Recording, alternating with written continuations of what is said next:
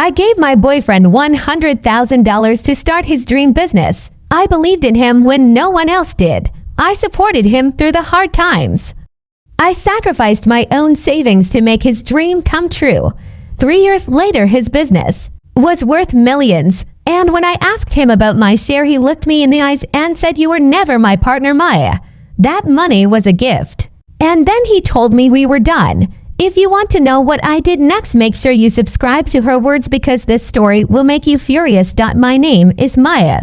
I am 29 years old. And I need to tell you about the biggest mistake I ever made. The day I gave the man I loved everything I had. The day I trusted him with my future. And the day I learned that love does not protect you from betrayal. This is my story. I met Ryan 4 years ago. He was charming and ambitious and full of dreams. He worked at a corporate marketing job, but he hated it. Every day he would come home and complain about his boss, about the company, about how he was wasting his talent working for someone else. He would say, "Maya, I have so many ideas. If I could just start my own business, I know I could be successful." I believed him. I saw his potential. I saw his drive, and I loved him. So I supported his dream. I told him he should go for it. I told him I believed in him. For the first year we dated, Ryan talked about his business idea constantly. He wanted to start a marketing consulting firm. He said he had connections. He had clients who would follow him. He just needed money to get started, money for an office, for equipment, for licensing, for marketing materials, for hiring at least one employee to help him. Ryan had no savings. He had student loans and credit card debt. He tried to get a business loan from the bank, but his credit was not good enough. They denied him. He was devastated. He thought his dream was over before it even started. I hated seeing him so sad. I hated watching him give up on something he wanted so badly. So one night I told him I wanted to help. I told him I had money. My grandmother had passed away 2 years before and left me $150,000. It was sitting in my savings account. I had not touched it. I was saving it for my future, for a house, for emergencies. But looking at Ryan, I realized I could use it to help him, to help us. Ryan's eyes lit up when I told him. He said, "Maya, are you serious? You would do that for me?" I said, "Of course. I believe in you. I believe in your dream." Ryan asked, "How much could you give me?" I thought about it. I did not want to give him everything. I needed to keep some for myself. So I said, "I can give you $100,000. Is that enough?" Ryan grabbed my hands. He had tears in his eyes. He said, "That is more than enough. Maya, you are changing my life. This is going to be your business. We are going to be partners, 50-50. I promise you." I smiled. Our business, partners. That sounded perfect. My father did not agree. When I told him I was giving Ryan money, he got very serious. He said, "Maya, I understand you love him, but this is a huge amount of money. You need to protect yourself. Get a legal partnership agreement. Get everything in writing." I said that I trust him. He loves me. We do not need a contract. My father shook his head. "Love and business are two different things," he said. "Please, Maya, just get it in writing."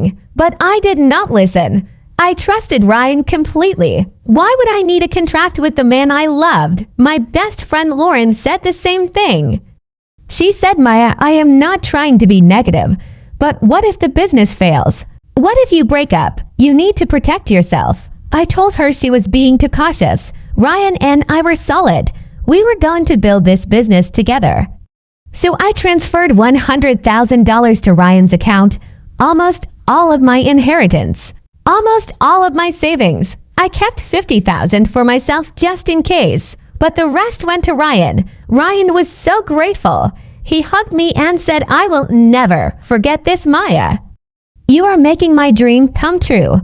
I promise I will make you proud." The first year was hard. Ryan worked constantly. He rented a small office. He bought equipment. He got business licenses. He started reaching out to clients, but money was tight. The business was barely breaking even. Ryan was stressed all the time. I supported him. I paid for our dinners. I paid for our dates. I paid for groceries. Ryan said he could not afford anything because all his money was going back into the business. I understood. Building a business takes time. I was patient. The second year things started to improve. Ryan got a few big clients. He was making some money.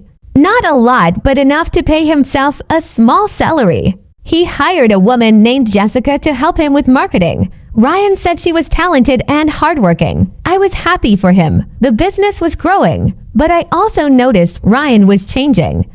He was working late every single night. He was working. Weekends, he was always on his phone, always busy, always stressed. When I tried to talk to him, he would say, Maya, I am building something here. I need you to be patient. I was patient. For 2 years, I was patient. The third year, everything exploded. Ryan's business took off. He signed huge contracts with major companies. He hired more employees. He moved to a bigger office. He was making serious money, real money. I was so proud of him. I was so happy that my investment had paid off. Our investment, our business. But I noticed something. Ryan was not talking about us anymore. He was not saying our business. He was saying my business, my clients, my success. I started to feel uneasy. I asked Ryan, when am I going to start seeing returns on my investment? Ryan looked annoyed. He said, what do you mean returns? The business is still growing. We are reinvesting profits. I said, okay, but I gave you $100,000 3 years ago. And you promised me I would be your partner, 50-50. When do I get my share? Ryan's face got cold. He said, Maya, the business is complicated. You would not understand. I said, try me. I am your partner, remember? Ryan stood up. He said, you are not my partner, Maya. You gave me money to help me start. That is it. There was no legal agreement, no contract. You were just being a supportive girlfriend. I stared at him. I could not believe what I was hearing. What do you mean? I am not your partner. You promised me. You said 50-50. Ryan shrugged. I said a lot of things, but legally you have no claim to this business. You gave me a gift. That money is gone. I felt like the floor had disappeared beneath me. A gift. I gave you $100,000 of my inheritance and you are calling it a gift. Ryan looked at me with cold eyes. Maya, this is my business, he said. I built it, me, not you. You just wrote a check. I want my money back, I said. My voice was shaking. Ryan laughed. I do not have that kind of cash lying around, he said. It is all tied up in the business. Then give me equity, I said. Give me ownership. No, Ryan said. You are not getting anything. You were never my partner, Maya. And if you are going to keep acting like this, maybe we should take a break. I stared at him. A break? Are you breaking up with me? Ryan did not answer, but his silence said everything. And that is when I realized he used me. He took my money. He built his dream. And now that he did not need me anymore, he was throwing me away. I stood there in Ryan's expensive new apartment staring at the man I thought I knew, the man I had given everything to, and I realized I did not know him at all. Is there someone else? I asked quietly. Ryan looked away. That is not what this is about, he said, but he did not say no. And that told me everything I needed to know. It is Jessica, is not it? I said, your employee, your business partner. Ryan's jaw tightened. My relationship with Jessica is professional, he said. You are a liar, I said. My voice was getting louder now. You used me. You took my money. You built your business on my investment. And now you are leaving me for her? Ryan stood up. I think you should go, he said. I felt tears burning in my eyes. I gave you everything, I said. $100,000, Ryan. That was my grandmother's money. That was supposed to be my future. And I am grateful, Ryan said. But that does not mean you own part of my business. You made a choice to help me. That was your decision. Now live with it.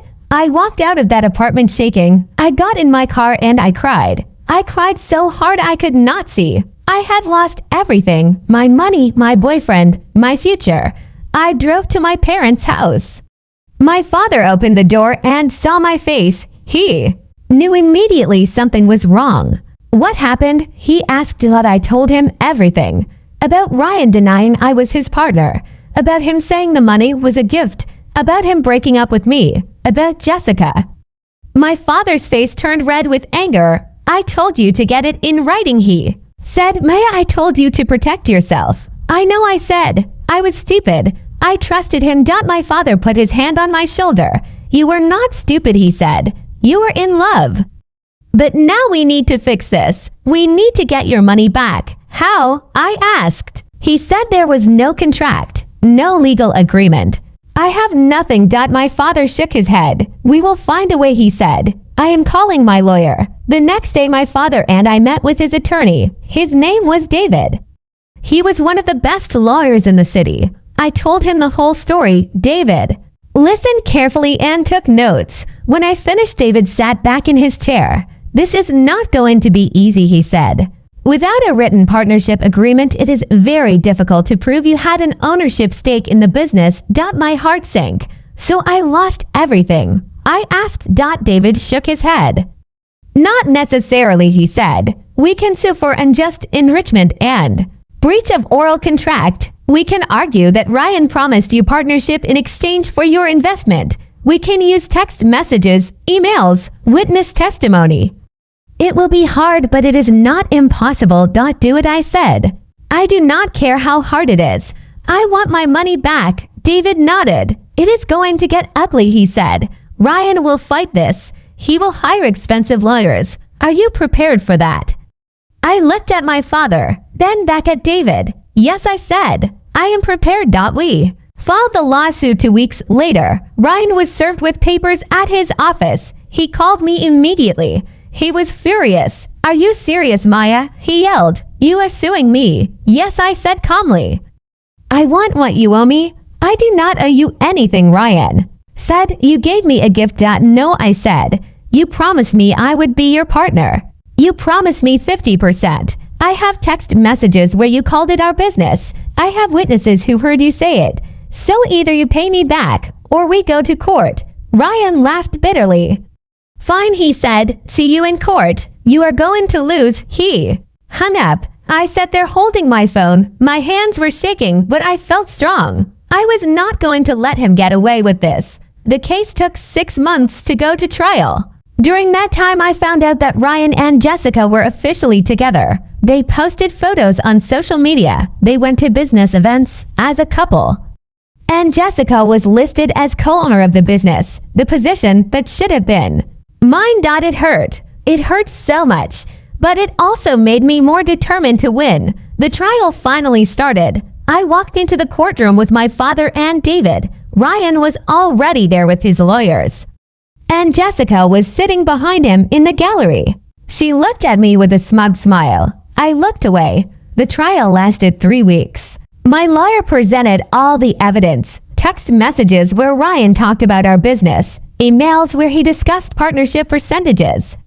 My bank records showing the $100,000 transfer. We also had a witness, Ryan's friend, Mark. Mark had been Ryan's original business partner for the first 6 months, but he left because Ryan was difficult to work with.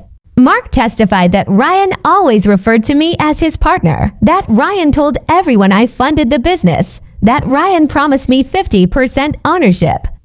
Ryan's lawyers argued that I was just a generous girlfriend, that the money was a gift, that there was never any formal agreement, but the judge saw through it. After hearing all the evidence, the judge made his ruling.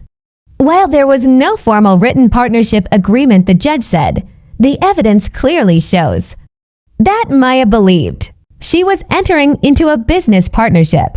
The defendant made repeated promises of ownership and partnership.